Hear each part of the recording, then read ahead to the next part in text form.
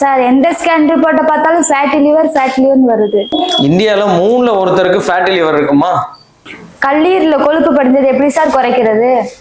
So இந்த டானிக்கை குடிங்க, இந்த ஃபேட்டி லிவர் ஃபுல்லா ரிவர்ஸ் ஆயிரும் அப்படின்னு யாராவது சொன்னாங்கன்னா இதை கலட்டி அவங்க தலையிலே இப்படி ஊத்திருங்க. என்னை வச்சு ஒன்னும் காமெடி பண்ணலையே. சயின்டிபிக்கா நேச்சுரலா இந்த ஃபேட்டி லிவர் ரிவர்ஸ் பண்றதுக்கு நான் ஒரு 3 ஐடியா சொல்றேன், அதை மட்டும் ஃபாலோ பண்ணுங்க.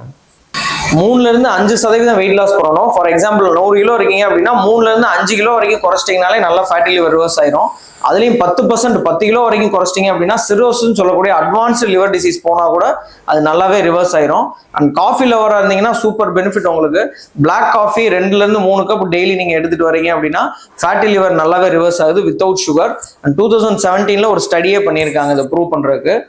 மூணாவதா இருக்குது வெயிட் லாஸே ஆகலைன்னா கூட எக்ஸசைஸ் பண்றது, ஒரு பிசிக்கல் ஆக்டிவிட்டி, ஜிம்முக்கு போய் ஸ்ட்ரென்த் ட்ரைனிங்கா இருக்கட்டும், இல்லை வீட்லயே நீங்க எக்ஸசைஸ் பண்றது, ஜாகிங், சைக்கிளிங், இந்த மாதிரி ஏரோபிக் எக்ஸசைஸ் பண்ணீங்கன்னா கூட நம்ம சாப்பிட்ற சாப்பாடுல இருக்க எக்ஸஸ் சக்கரை தான் கொழுப்பா மாறுது. ஸோ அதை நம்ம யூஸ் பண்ணிட்டோம் அப்படின்னா கண்டிப்பா ஃபேட்டி லிவர் சான்ஸ் குறைஞ்சிருது.